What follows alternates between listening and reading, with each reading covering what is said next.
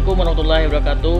Kenalkan, nama saya Rizky Pratama, NIT 19.2.12.080, Prodi Permesinan Kapal dari Poltek KP Pariaman.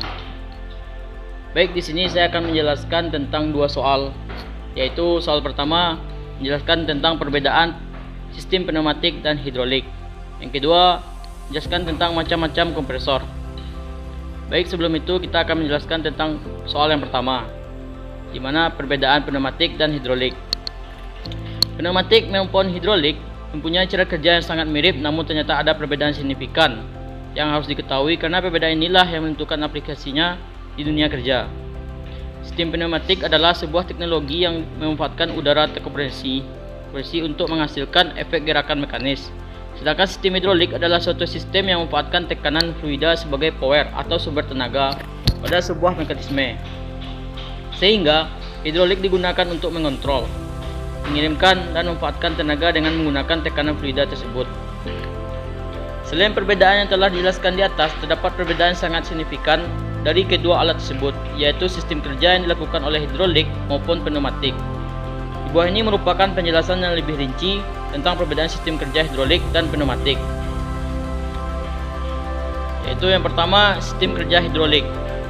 Ide dasar pada sistem hidrolik yaitu fluida cair yang ada dalam sistem memiliki tekanan yang berasal dari suatu sisinya dengan perbedaan luas. Yang perlu diingat adalah perbandingan terbalik antara gaya yang dikeluarkan dengan luas tekanannya. Tekanan tersebut mendorong terhadap sebuah piston yang berada dari sisi lain sebuah wadah. Hal ini menyebabkan perpindahan energi ke dalam piston yang memaksanya untuk mengangkat suatu ke atas. Karena tekanan di dalam air tidak akan membiarkannya mengalir ke belakang. Piston tidak pernah bisa bergerak dengan arah yang berlawanan kecuali jika tekanan tersebut dilepaskan. Ini berarti bahwa bagaimanapun piston mengangkat, hal ini aman sampai operator sistem memperbolehkan untuk dilepas. Contohnya, jika piston mengangkat tangan forklift atau tangan yang untuk mengangkat barang, mereka akan tetap terus terangkat sampai tekanan hidrolik dilepaskan. Prinsip kerja yang digunakan dalam sistem hidrolik juga berbeda dengan sistem pneumatik, yaitu dengan menerapkan hukum Pascal, di mana fluida yang ada di ruang tertutup apabila diberi tekanan, maka tekanan tersebut akan dilanjutkan ke segala arah dengan sama besar. Sistem kerja pneumatik. Pneumatik pada dasarnya adalah memanfaatkan udara terkompresinya menjadi gerakan translasi pada fluid atau piston. Untuk mengaplikasikannya yang banyak, ini jauh lebih efisien dan praktis.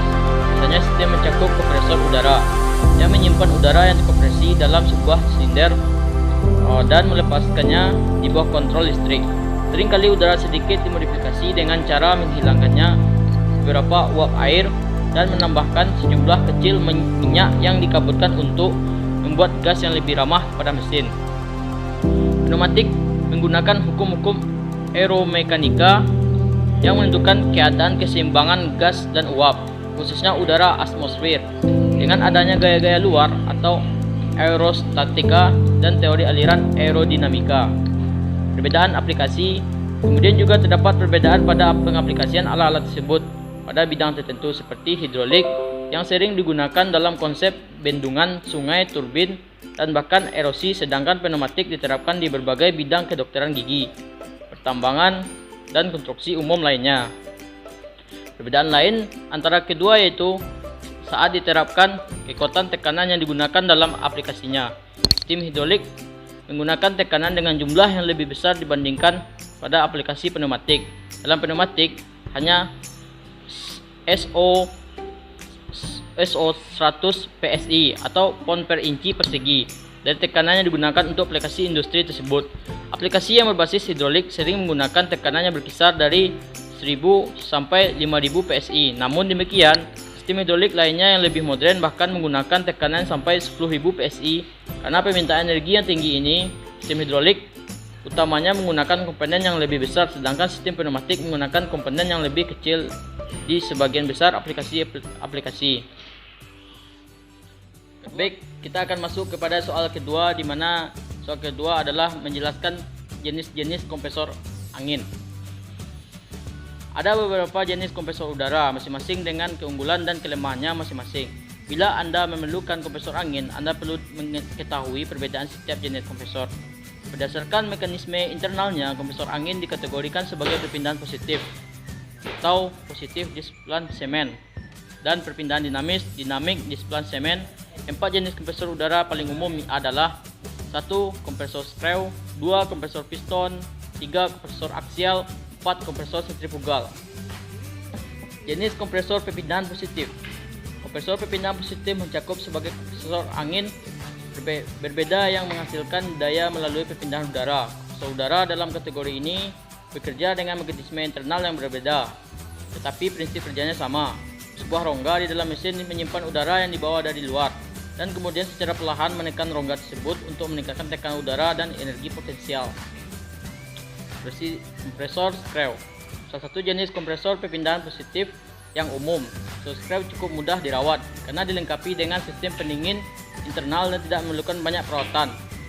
Kompresor screw biasanya berukuran besar. Untuk pemakaian industri dapat dilumasi dengan oli atau tanpa oli.